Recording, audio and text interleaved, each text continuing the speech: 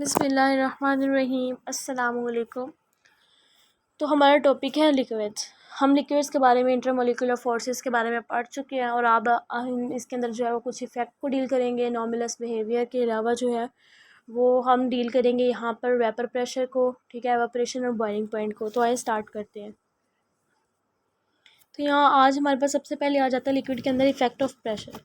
यानी कि अगर हम एक बॉडी को कंप्रेस कर रहे हैं, ठीक है, जब हम उसे कंप्रेस करेंगे उसका प्रेशर जो है वो इंक्रीज़ करेंगे 1 to 2 ATM, तो उसके अंदर वॉल्यूम रिड्यूस होगा कितना 0.0045% से लेके 50% तक चांसेस है कि वो यहाँ से जो है वो यहाँ से रिड्यूस हो जाए, ठीक है। टेम्परेचर को ज़्यादा करने से जो है एक्सपेंशन होती है। Next physical properties of liquid के बारे में हमें पता होना चाहिए। मेनली यहाँ पर 3 दिखाई गई हैं। सबसे पहले है एडिटिव। एडिटिव के अंदर क्या होता है, यानी कि उसका नाम ही बता रहा है चीज़ों को ऐड करना है। Number and kinds of atom की बात होगी, ठीक है। इसके एग्जाम्पल के अंदर इसके अंदर मोलिकुलर वेट आ जाता है, ठीक है। नेक्स्ट आ जाता है हमारे पास कॉन्स्टिट्यूटिव प्रॉपर्टीज़।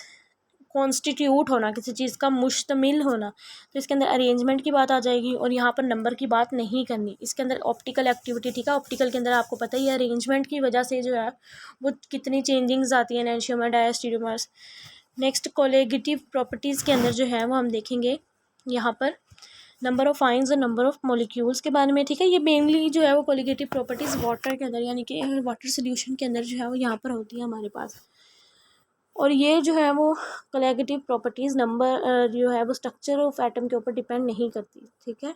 और यहाँ पर एग्जांपल के अंदर इसके अंदर आ जाएगा atmospheric osmotic pressure. Anomalous behaviour of water. अच्छा, ये इनोमिनस बिहेवियर ऑफ वाटर क्या है? अभी ऊपर मैंने यहाँ पर इफेक्ट ऑफ प्रेशर और इफेक्ट ऑफ टेम्परेचर क्यों लिखा, अब ये बातें तो आपको पता थी, मैंने क्यों लिखा, क्योंकि मैं यहाँ पर इसे इनोमिनस बिहेवियर ऑफ वाटर के साथ डील करना चाह रही थी। देखिए अब यहाँ पर जो है एक चीज़ को अभी हमने कहा कि इसका जो है वो अगर हम इंक्रीज़ करेंगे टेम्परेचर तो इंक्रीज़ हो जाएगा वॉल्यूम, यानी कि V directly proportional to T। अब ये तो आपने पढ़ा ही है, कहाँ पर भला, चार्ल्स लॉ में। ये बात ठीक है, एक्सपेंशन होती है, लेकिन वाटर के जो हम अगर हम उसका जो है वो डिक्रीज़ करें टेम्परेचर तो वहाँ पर जो है वो इंक्रीज़ हो रहा है वॉल्यूम। क्यों इंक्रीज़ हो रहा है? It's an anomalous behaviour. Density is equal to mass per unit volume. अगर वॉल्यूम जो है वो उसका इंक्रीज़ हो रहा है इसका मतलब ये कि उसकी डेंसिटी कम हो रही है। अगर उसका ये नॉमिनस बिहेवियर ना हो तो ये भी कुदरत की तरफ से हमारे लिए तोहफा है, तो हम सर्वाइव ना कर पाए। हमारे पास जो है यहाँ पर बर्फ़ानी इलाकों में हम ये पढ़ रहे होते हैं अक्सर टेक्स्ट बुक के अंदर कि ऊपर वाली लेयर इंसुलेटिंग होती है। क्यों? क्योंकि बर्फ़ जो है वो फ्लोट करती है ऊपर ऊपर ऊपर आके वो जो है वो आ जाती है, जिसकी वजह से नीचे वाली जो है उसके अंदर बर्फ़ नहीं जमती और नीचे सर्वाइवल पॉसिबल हो जाता है। अगर ऐसा ना होता, डेंसिटी जो है वो हाई आइस की ज़्यादा होती है, तो बॉटम में कितनी ज़्यादा आइस होती है, ऊपर तो होती ना, फिर इस हिसाब से और फिर इस हिसाब से सब कुछ फ्रीज़ हो जाता। और ठंड के अंदर तो है फिर पानी के अंदर कोई मखलूक का उगना पॉसिबल ही ना होता, चाहे वो प्लांट होता चाहे वो एनिमल होता, ठीक है।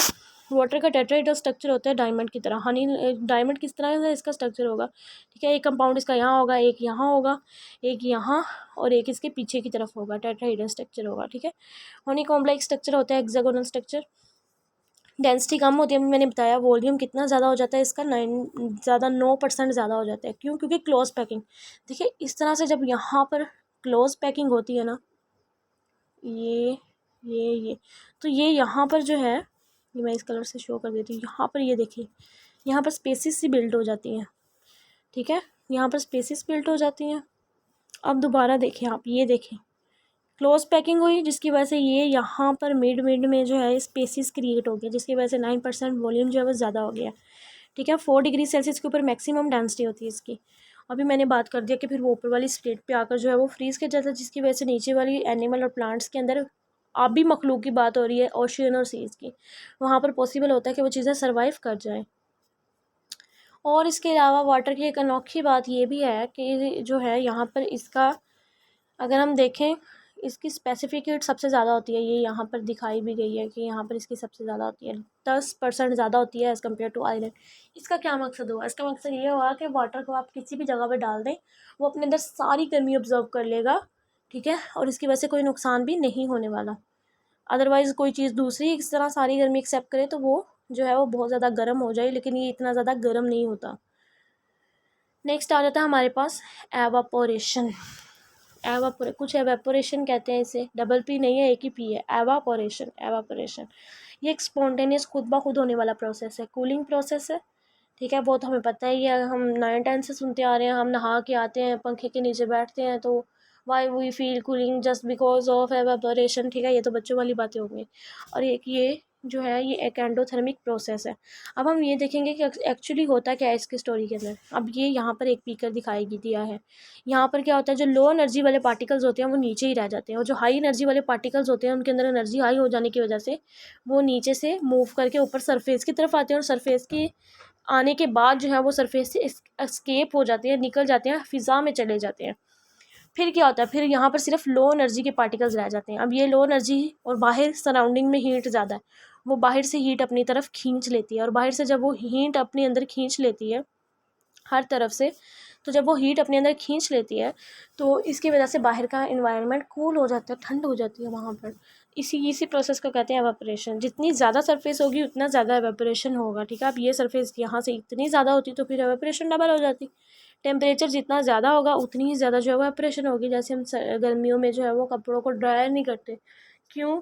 क्योंकि हमें पता है कि गर्मी या ड्राई इन्वायरमेंट जो है वो ऑलरेडी बहुत सूखा हुआ है, उसके अंदर जो है वो ज़्यादा है, तो इसकी वजह से जो है वो यहाँ पर हमें टेम्परेचर बढ़ाने से एवापोरेशन बढ़ जाती है। वैसे तो ये नॉर्मल रूम टेम्परेचर के अंदर होता है। अच्छा देखिए, यहाँ पर हीट अंदर जा रही है तो इसी वजह से जो है वो इसे एंडोथर्मिक प्रोसेस कहते हैं। अक्सर बच्चे ये समझते हैं, इसको कंफ्यूज कर देते हैं इस चीज़ के साथ कि भाई पानी के बखरात जो है वो बन के हवा में जा रहे हैं तो ये एक्सोथर्मिक प्रोसेस है। गलत बात, ये एक एंडोथर्मिक प्रोसेस है। इंटरमोलेकुलर फोर्सेस का इसके साथ इन्वर्स रिलेशनशिप है। यानी कि गैसोलीन जिसके अंदर वीक लंदन फोर्सेस है, लंदन अभी फोर्सेस हमने लास्ट वीडियो के अंदर लंदन डिस्पर्शन फोर्सेस को देखा था, इसके अंदर वो वीक सी फोर्सेस हैं। वाटर के अंदर जो है वो हाइड्रोजन बॉन्डिंग है। तो अब यहाँ पर वीक जिसके अंदर होंगी उसके लिए आसान होगा कि वो अपने मॉलिक्यूल्स को, अपने पार्टिकल्स को, एटम अलग अलग हो गए, टूट के वहाँ से भाग जाए। जो किसी ने जो है वो स्ट्रॉन्ग फोर्सेस के साथ जुड़े होंगे उनके लिए मुश्किल होगा कि वो अपने पार्टिकल्स को तोड़े और यहाँ से भाग जाए, स्केप हो जाए। तो इसीलिए यहाँ पर गैसोलीन के अंदर जो है वो ज़्यादा होगी। नेक्स्ट आ जाता है हमारे पास वेपर प्रेशर। वेपर प्रेशर के लिए हमने ये तो सुना होगा कि पहले जो है वो हम उसे हीट देते हैं तो पार्टिकल्स जो है वो सिर्फ एवेपोरेट होते हैं। फिर एक ऐसा पॉइंट आता है कि जिसके अंदर जो है वो इवेपोरेशन बराबर हो जाती है कंडेंसेशन। यानी कि अगर हम देखें चावलों को जब दम देते हैं, जब उसका वो उठाते हैं ना हम ढक्कन, तो वो ऊपर से गीला गीला सा हुआ होता है। अब ऐसा तो नहीं होता कि अंदर से जो है वो पानी जो है वो बन रहा होता है, वो यहाँ पर यही वाला प्रोसेस होता है। पानी के बखौरात ऊपर जाते हैं, ऊपर जाके जो है वो जमना शुरू हो जाते हैं, उसके बाद वो वापस नीचे आते हैं। ठीक है, डायनेमिक इक्विलिब्रियम होता है यहाँ पर। जितने लिक्विड के पार्टिकल्स ऊपर आ रहे हैं उतने वेपर्स के नीचे आ रहे हैं। ये डिपेंड नहीं करता किसके इसके ऊपर। अब यहाँ पे एक निमोनिक मैंने लिखा हुआ है, एवीज का लिखा हुआ है। ठीक है, एक बर्ड का नाम। ए से अमाउंट ऑफ लिक्विड के ऊपर डिपेंड नहीं करता, जितनी मर्जी अमाउंट हो। यहाँ डबल अमाउंट लगा लें तो डबल ऊपर जाएंगे, डबल नीचे आएंगे, तो वेपर प्रेशर के ऊपर क्या इफेक्ट होगा? वो तो बराबर ही रहा। वॉल्यूम के ऊपर नहीं डिपेंड करेगा, जितना वॉल्यूम ऊपर जाएगा उतना नीचे आएगा, तो इसके ऊपर कोई इफेक्ट नहीं आया। सरफेस एरिया आप चाहें, यहाँ पर एक और बात, यहाँ पे शेप ऑफ कंटेनर का भी बहुत प्रॉब्लम होता है। अक्सर इस तरह का बीकर दिखाया होता है और इस तरह का दिखाया होता है, बताया होता है कि यहाँ पर सबसे ज़्यादा वेपर प्रेशर किसके अंदर होगा। तो बच्चे दोनों के अंदर सेम ही होगा, क्योंकि वहाँ पर जो है सरफेस एरिया अगर हम देखें तो वो उसके ऊपर भी जो है ये डिपेंड नहीं करता। अब किस किस के ऊपर डिपेंड करता है? नेचर ऑफ लिक्विड के ऊपर जो है वो डिपेंड करता है। किस तरह से? जितना ज़्यादा जो है वो स्ट्रॉन्गर इंटरमोलिकुलर फोर्सेस वाला कोई कंपाउंड होगा उतना ही कम उसके अंदर जो है वो वेपर प्रेशर होगा। यानी कि बिल्कुल एवेपोरेशन वाली बात ही हो गई यहाँ पर। ठीक है, इंटरमोलिकुलर फोर्सेस स्ट्रॉन्ग थी तो वहाँ पर जो है वो वेपोरेशन कम हुई। ठीक है, वेपोरेशन ही कम हुई तो फिर वेपर प्रेशर किस तरह से ज़्यादा हो सकता है? वो भी तो कम ही होगा। अब आप जो है वो यहाँ पर इंटरमोलिकुलर फोर्सेस को इसके साथ रिलेट कर सकते हैं। सबसे ज़्यादा स्ट्रॉन्ग किसके अंदर होंगे? ग्लिसरॉल, फिर मरकरी। अच्छा, आप सोच रहे होंगे मैंने ये ट्रेंड कहाँ से लिखा है? मैंने ये ट्रेंड लिखा है, आप बुक के अंदर जो है वो अक्सर एक साइड टेबल सा दिखाया होता है। मैंने पहले भी 1-2 दफ़ा आपको कहा है, उस साइड टेबल का हरगिज़ मतलब ये नहीं होता कि आप 10 दिन लगा के उसकी वैल्यूज़ को रट लें। ऐसा नहीं होता उसका मतलब। उसका मतलब ये होता है कि आप सिर्फ उसको देख के जज करें कि ट्रेंड किस तरफ को जा रहा है। ठीक है, वहाँ पर ट्रेंड जो है वो इस तरह का मुझे लगा। ठीक है, ऐसा आइसोपेंटीन के अंदर जो है वो सबसे ज़्यादा था, उसके बाद इथाइल ईथर के अंदर। ठीक है, जिस तरह देखिए फोर्सेस बढ़ती जा रही हैं, स्ट्रॉन्ग होती जा रही हैं, उस तरह से जो है वो वेपर प्रेशर कम होता जा रहा है। दूसरी बात, साइज़ ऑफ मॉलिक्यूल्स के भी इन्वर्स है रिलेशनशिप में। जितना ज़्यादा बड़ा साइज़ होगा मॉलिक्यूल का उतना ही मुश्किल होगा उसके लिए इवेपोरेट करना, और उतना ही जो है वो यहाँ पर कम उसके अंदर जो है वो वेपर प्रेशर आ जाएगा। टेम्परेचर की डायरेक्ट है, जैसे 0 से वाटर के अंदर 0 डिग्री सेल्सियस से 10 डिग्री सेल्सियस के अंदर जो है वो इतना वेपर प्रेशर हो रहा था। इसी तरह से 90 से 100 डिग्री सेल्सियस के अंदर चेंज इतना आ रहा है। मैनोमेट्रिक मेथड क्या होता है? ये वेपर प्रेशर को मेजर करने का एक तरीका होता है। ठीक है, यहाँ पे ये थर्मोमीटर है, ये थर्मोस्टेट है, फ्लास्क है। यहाँ पर होता क्या है, ये पहले यहाँ पे मिक्सचर को लेते हैं ठंडा, ताकि यहाँ पे जो है वो जितनी हवा हो वो बाहर से वैक्यूम पंप से निकल जाए। उसके बाद जो रिमेनिंग रह जाएगी उससे जो है वो यहाँ से ये प्रेशर चेकअप करते हैं यहाँ से, यानी कि जब यहाँ प्रेशर बिल्ट होगा ये वाली कॉलम ऊपर को चला जाएगा जिसकी वजह से हमारे पास डेल्टा एच आ जाएगा। और ये हमारे पास फार्मूला है वेपर प्रेशर का, जिसमें हम एटमॉस्फेरिक प्रेशर जो नॉर्मली 762 होता है उसके अंदर ये डेल्टा एच को ऐड कर देंगे, यानी कि हाइट के अंदर कितना फ़र्क आया है। इससे जो है वो हम मेन वेपर प्रेशर को पता लगा लेंगे। नेक्स्ट हमारे पास आ जाता है बॉइलिंग पॉइंट। बॉइलिंग पॉइंट क्या होता है? अच्छा, यहाँ पर मैं सबसे पहले क्वेश्चन डील करना चाहूँगी। अक्सर एक क्वेश्चन पूछा जाता है कि जब टेम्परेचर को बढ़ाएं तो बॉइलिंग पॉइंट बढ़ता है, कम होता है या कांस्टेंट रहता है? तो अक्सर बच्चे जो है इवन 70% वो इसका आंसर ये लगाते हैं कि बॉइलिंग पॉइंट बढ़ जाता है। बेटे बॉइलिंग पॉइंट एक फिक्स टेम्परेचर है जिसके अंदर जो है वो वेपर प्रेशर बराबर हो जाता है एक्सटर्नल प्रेशर के, या आप कह दें कि काइनेटिक एनर्जी जो है वो मैक्सिमम हो जाती है। ऐसा नहीं है कि हम यहाँ पर हीट बढ़ाते जाएं और बॉइलिंग पॉइंट बढ़ता जाए, ऐसा कोई सीन नहीं है।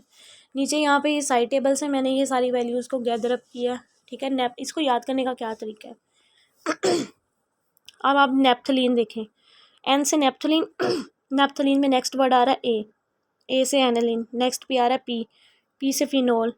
नेक्स्ट आप जो है TH को इग्नोर कर दें, ए आ रहा है ए से एसिटिक एसिड, एल से लीटर यानी कि लीटर है वाटर लीटर के अंदर डिस्कस हो रहा है। नेक्स्ट आ जाता है ENE, तो आप एंड वाला वर्ड सेम कर दें। बेंजीन के अंदर भी एंड पे ENE आता है और नेप्थलीन में भी, नेप्थलीन और बेंजीन। नेक्स्ट ENE का एंड वर्ड क्या है? ये देखिए E है इसके एंड पे, उससे आप एथेनॉल कर लें। नेक्स्ट कार्बन टेट्राक्लोराइड, एसीटोन और कार्बन डाइसल्फाइड। वैसे ये याद करने का एक निमोनिक है, आप इसे जो है वो अगर आप माशाल्लाह आप वैसे मेरे से ज़्यादा इंटेलिजेंट हैं तो आप इसे डायरेक्ट भी याद कर सकते हैं, यानी कि इसके अंदर जितनी ज़्यादा आपको नज़र आए स्ट्रॉन्ग फोर्स होगी उसके अंदर उतना ही ज़्यादा जो है वो बॉइलिंग पॉइंट होगा।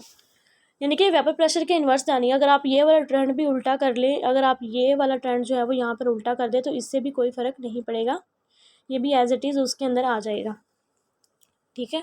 और ये इंडिपेंडेंट होता है हीट के अंदर, ठीक है। बॉइलिंग इंटरनल सरफेस से आती है पार्टिकल मैक्सिमम काइनेटिक एनर्जी वाले, और वेपर प्रेशर में वो एक्सटर्नल के ऊपर ही होते हैं, ठीक है। ये इसीलिए इन दोनों का इन्वर्स रिलेशनशिप है। आप कहीं पर भी देखें वो कह रहे हैं इस चीज़ का बॉइलिंग पॉइंट मैक्सिमम, अपने जहन में फ़ौरन कह लें कि वेपर प्रेशर इसका सबसे कम होने वाला है, ठीक है। अब आपको बॉइलिंग पॉइंट के लिए एक ग्राफ सा नज़र आ रहा होगा यहाँ पर। सबसे पहले ये डाईएथाइल ईथर ये 200 से स्टार्ट हो रहा है और इसका बॉइलिंग पॉइंट जो है जब यहाँ पर इसका प्रेशर जो है वो बराबर हो गया, वेपर प्रेशर 70-60 के बराबर हो गया, तो वहाँ पर हमने कहना है कि वहाँ पर जितना टेम्परेचर होगा उसके हम कहेंगे बॉइलिंग पॉइंट।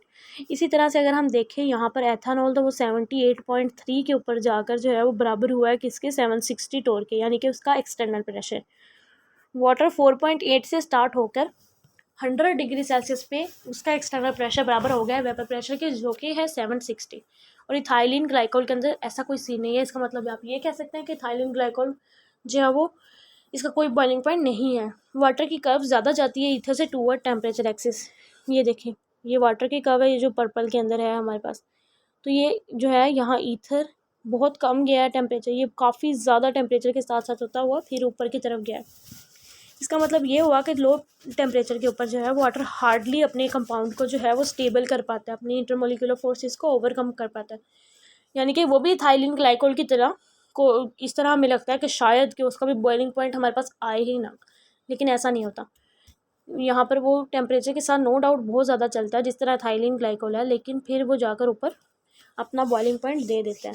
और जब वो बॉइलिंग, ये देखें जब वो बॉइलिंग पॉइंट के पास पहुंचता है तो कितनी मज़े से और कितनी तेज़ी से वेपर प्रेशर बढ़ा है, पहले वो कितने आराम आराम से चल रहा था, ठीक है। तो ये नियर बीपी यानी कि वेपर प्रेशर इंक्रीज़ हो जाता है।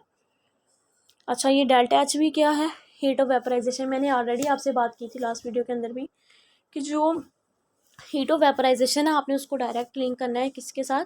बॉइलिंग पॉइंट के साथ, क्योंकि ये वही एनर्जी होती है जो हमें बॉइलिंग पॉइंट के दौरान चाहिए होती है लिक्विड से वेपर स्टेट के अंदर। तो वाटर के लिए 40.6 किलो जॉल है इसकी वैल्यू। अब बॉइलिंग पॉइंट डिपेंड करता है एक्सटर्नल प्रेशर के ऊपर। अब इसके फैक्टर भी तो हमने देखने हैं ना कि किस किस के ऊपर डिपेंड करता है। नो डाउट हीट के ऊपर तो नहीं करता, सी लेवल के ऊपर हमारे पास 100 डिग्री सेल्सियस आता है 762। मरी के अंदर थोड़ा सा जो है वो बॉइलिंग पॉइंट कम होता है। कम हुआ तो डायरेक्ट रिलेशनशिप है, एक्सटर्नल प्रेशर कम हुआ तो इसका मतलब ये है वो बॉइलिंग पॉइंट कम हुआ। माउंट एवरेस्ट में जो है वो एक्सटर्नल प्रेशर ज़्यादा कम हो गया, ठीक है। एक्सटर्नल प्रेशर ज़्यादा कम हो जाने की वजह से जो यहाँ पर माउंट एवरेस्ट का था बॉइलिंग पॉइंट वाटर के लिए वो भी कम हो गया। जब ये 1489 था, बहुत ज़्यादा 70-60 तोड़ के डबल था, तो यहाँ पर जो है बॉइलिंग पॉइंट भी बढ़ गया। जब ये बहुत कम हुआ तो यहाँ पर बॉइलिंग पॉइंट भी कम हो गया हमारे पास। तो इस तरह ये डायरेक्ट रिलेशनशिप होते हैं इनका, तो आप ये टेबल भी मेमोराइज कर लें, ठीक है। तो अभी हमने लिक्विड के बारे में ये सारी चीज़ें पढ़ी हैं जो आपके सामने है। तो like, comment, share, support, subscribe, जो कहते हैं सारे यूट्यूबर्स, वही सारी बातें। अब मैं क्या रिपीट करूँ बार बार, वही सारी बातें हैं। तो उम्मीद है आपको समझ आ गई होगी। फिर भी कोई पॉइंट समझ ना आए तो आप मुझसे पूछ लीजिएगा, ठीक है। यहाँ वेपर प्रेशर में एक बात जो है वो यहाँ मिस हो गई थी कि जिन फैक्टर्स के ऊपर डिपेंड नहीं करता उसकी वजह से इसे कहा जाता है कि वेपर प्रेशर एक इंटेंसिटी प्रॉपर्टी है, ठीक है। ये एक इंटेंसिटी प्रॉपर्टी है लिक्विड की। तो अगर आपने एसेस लेना तो आप ले सकते हैं। अल्लाह हाफिज़।